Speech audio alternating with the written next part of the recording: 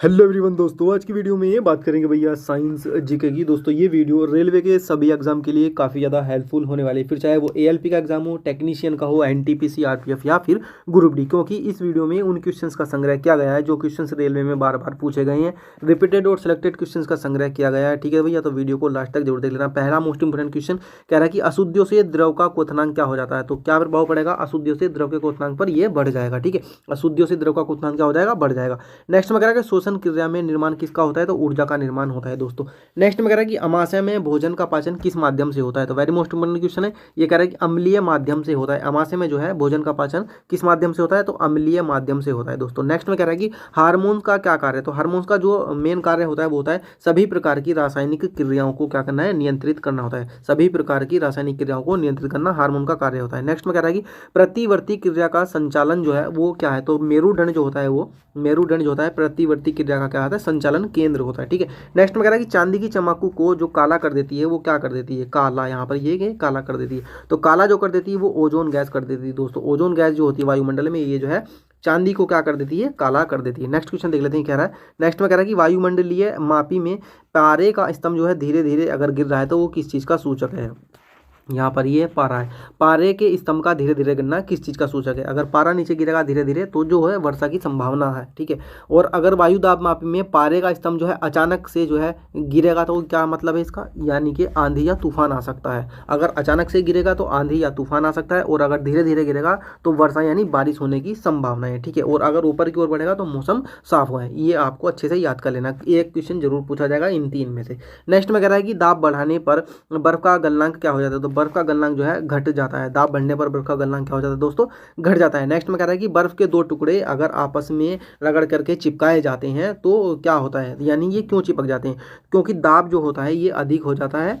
दाब अधिक होने से बर्फ का गलनांक क्या हो जाता है? घट जाता है। जब दो टुकड़े बर्फ के आपस में रगड़ करके चिपकाए जाएंगे तो दाब अधिक होने से जो है बर्फ का गलनांक घट जाता है, जिस कारण से जो है ये चिपक जाते हैं दोस्तों। सारे क्वेश्चन जो है इसी तरीके के हैं, वन लाइनर है, रिपीटेड है, जो रेलवे में बार बार पूछे गए उन्हीं क्वेश्चन का संग्रह इस वीडियो में किया गया है। वीडियो काफ़ी ज़्यादा हेल्पफुल होने वाली रेलवे के आने वाले सभी एग्जाम के लिए दोस्तों। चैनल पर कोई भी ऐड नहीं है, मोनेटाइजेशन बंद की हुई है, तो आप बिना डिस्टर्ब हुए वीडियो को लास्ट तक देख सकते हैं। चैनल पर पहली बार हो तो सब्सक्राइब करके घंटी को ऑल पर जरूर सेट कर देना, ताकि आने वाली सभी वीडियो नोटिफिकेशन आपके पास सबसे पहले पहुंचे, और अपने सभी साथियों में भी इस वीडियो को शेयर कर देना। नेक्स्ट क्वेश्चन देख लेते हैं क्या है। नेक्स्ट में कह रहा है कि प्रेशर कुकर में खाना जल्दी पक जाता है, क्यों पकता है, क्या कारण है? तो दोस्तों प्रेशर कुकर में जो खाना जल्दी पकता है क्योंकि पानी का क्वथनांक क्या हो जाता है दोस्तों? बढ़ जाता है।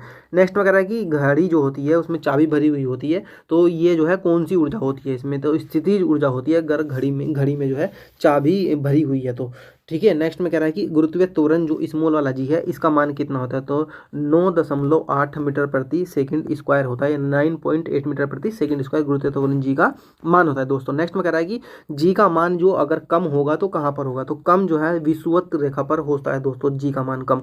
और अगर जो अधिक होता है, अगर अधिक के लिए पूछा जाए तो ध्रुवों पर अधिक होता है। जी का मान जो है ध्रुवों पर अधिक होता है और विषुवत रेखा पर कम होता है। अगर शून्य की बात करें, शून्य कहाँ पर होता है? पृथ्वी के केंद्र में जो है जी का मान क्या होता है? शून्य होता है दोस्तों। तो वेरी मोस्ट इंपोर्टेंट क्वेश्चन है, इन तीन में से एक क्वेश्चन जरूर पूछा जाता है। नेक्स्ट क्वेश्चन देख लेते हैं क्या है। नेक्स्ट में कह रहा है कि पृथ्वी के लिए पलायन वेग का मान कितना होता है। तो दोस्तों पलायन वेग का जो मान होता है पृथ्वी के लिए वो होता है 11.2 किलोमीटर प्रति सेकंड। ठीक है, नेक्स्ट में कह रहा है कि चंद्रमा के लिए पलायन वेग कितना होता है। तो 2.37 किलोमीटर प्रति सेकंड जो है चंद्रमा के लिए क्या होता है? पलायन वेग होता है दोस्तों। पलायन वेग का मतलब ये होता है कि अगर इस वेग से किसी भी वस्तु को जो है पृथ्वी से छोड़ा जाएगा तो वो पृथ्वी पर वापस नहीं आएगी लौट के। पृथ्वी के लिए पलायन वेग जो है 11.2 किलोमीटर है। ठीक है, नेक्स्ट में कह रहा है कि तड़ित चालक का आविष्कार जो किया था किसने किया था? तो दोस्तों बेंजामिन फ्रैंकलिन नाम के एक व्यक्ति थे, इन्होंने जो है तड़ित चालक का आविष्कार किया था। ठीक है, नेक्स्ट में कह रहा है कि तड़ित चालक जो बना हुआ होता है किसका बना हुआ होता है? तो ये बना होता है दोस्तों तांबे का। ठीक है, नेक्स्ट में कह रहा है कि शुष्क सेल में जो ऊर्जा संग्रहित होती है वो कौन सी ऊर्जा संग्रहित रहती है?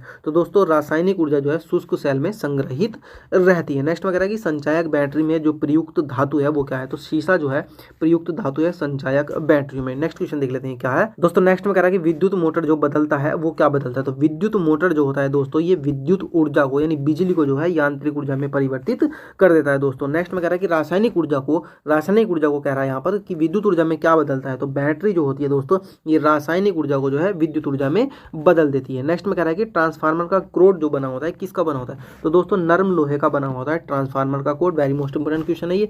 नेक्स्ट में कह रहा है कि डायोड में जो धारा बहती है वो किस तरीके की धारा बहती है, तो दोस्तों केवल एक दिशा में जो है डायोड में धारा बहती है। ठीक है, नेक्स्ट क्वेश्चन कि रेक्टिफायर का जो प्रयोग होता है वो किस लिए होता है, तो रेक्टिफायर का प्रयोग होता है एसी को यानी बिजली को जो है डीसी में बदलने के लिए, डायरेक्ट करंट में बदलने के लिए। डीसी में जो करंट होता है, डीसी करंट, ये बैटरी में होता है। जो हमारे घरों में लेड एसिड बैटरी होती है ना, पानी वाली बैटरी, तेजाब वाली, वो करंट जो होता है डीसी करंट होता है।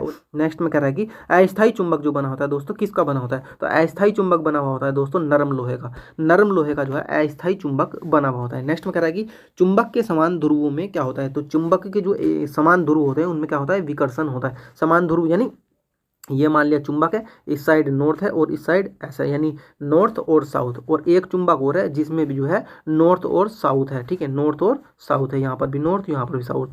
और अगर नॉर्थ नॉर्थ को आपस में चिपकाया जाएगा, यहाँ पर पास में लाएंगे तो ये जो है दूर भागेंगे दोस्तों, ये इधर को भागेगा, ये इधर को भागेगा, आपस में चिपकेंगे नहीं, तो इसको क्या कहते हैं, विकर्षण कहते हैं दोस्तों। और अगर चुंबक के समान ध्रुव है, यानी नॉर्थ की साइड हम साउथ को लेके जाएंगे और साउथ की साइड नॉर्थ को लेके जाएंगे आपस में, तो ये जो है आकर्षित होंगे, चिपक जाएंगे एक दूसरे से। ठीक है, तो यहाँ पर ये बनता है चुंबक के असमान ध्रुवों में क्या होता है, आकर्षण होता है दोस्तों, और समान ध्रुवों में क्या होता है, विकर्षण होता है। नेक्स्ट में कह रहा है कि चुंबकीय क्षेत्र का सीजीएस जो मात्रक होता है वो क्या होता है, तो दोस्तों गॉस जो है चुंबकीय क्षेत्र का सीजीएस पद्धति में मात्रक होता है। नेक्स्ट में कह रहा है कि विषुवत रेखा पर नति कोण का मान कितना होता है, तो शून्य जो होता है यानी जीरो जो होता है विषुवत रेखा पर नति कोण का मान होता है दोस्तों। नेक्स्ट में कह रहा है कि ध्रुवों पर नमन कोण का मान कितना होता है, तो 90 डिग्री जो है ध्रुवों पर नमन कोण का मान होता है दोस्तों। नेक्स्ट में कह रहा है कि डायनोमो जो परिवर्तित करता है किसको परिवर्तित करता है, तो डायनोमो भैया यांत्रिक ऊर्जा को जो है विद्युत ऊर्जा में यानी बिजली में परिवर्तित कर देता है। वेरी मोस्ट इंपोर्टेंट क्वेश्चन है। ठीक है, नेक्स्ट क्वेश्चन देख लेते हैं क्या है। नेक्स्ट में कह रहा है कि टेलीफोन के आविष्कारक कौन थे, तो दोस्तों टेलीफोन के जो आविष्कारक थे ये थे ग्राहम बेल। और नेक्स्ट में कह रहा है कि फ्यूज तार जो होता है, घरेलू फ्यूज तार जो होता है किसका बना होता है, तो निम्न गलनांक वाली धातु का बना हुआ होता है। निम्न गलनांक होता है इसका, यानी मतलब कि अगर कहीं भी ज़्यादा लोड आ जाएगा या शॉर्ट सर्किट हो जाएगा तो ये तुरंत जो है अंदर की सप्लाई बंद कर देगा, ये जो है पिघल जाएगा। नेक्स्ट क्वेश्चन कि नाभ के रिएक्टर में ईंधन के रूप में जो प्रयोग किया जाता है किसका प्रयोग किया जाता है, तो यूरेनियम का प्रयोग किया जाता है नाभ के रिएक्टर में ईंधन के रूप में दोस्तों। नेक्स्ट में कह रहा है कि कैंसर के इलाज के लिए जो प्रयोग किया जाता है किसका प्रयोग किया जाता है, तो कोबाल्ट 60 का प्रयोग जो है कैंसर के इलाज के लिए किया जाता है दोस्तों। वेरी मोस्ट इंपोर्टेंट क्वेश्चन है। नेक्स्ट में कह रहा है कि कोबाल्ट जो पाया जाता है किस विटामिन में पाया जाता है, विटामिन B12 में जो है कोबाल्ट पाया जाता है दोस्तों। और नेक्स्ट में कह रहा है कि कीमोथेरेपी का जो इस्तेमाल किया जाता है किस में किया जाता है, तो कैंसर के इलाज में जो है कीमोथेरेपी का इस्तेमाल किया जाता है दोस्तों। सारे क्वेश्चन जो है इसी तरीके के हैं, वन लाइनर है, रिपीटेड है। ये वीडियो रेलवे के सभी एग्जाम के लिए काफ़ी ज़्यादा हेल्पफुल होने वाली। इस वीडियो को अपने सभी दोस्तों में भी शेयर कर देना। चैनल पर दोस्त पहली बार हो तो सब्सक्राइब करके घंटी को ऑल पर जरूर सेट करना, तभी आपको बेनिफिट मिलेगा अगर आप घंटी को ऑल पर सेट करोगे तो। ठीक है, नेक्स्ट क्वेश्चन देख लेते हैं क्या है।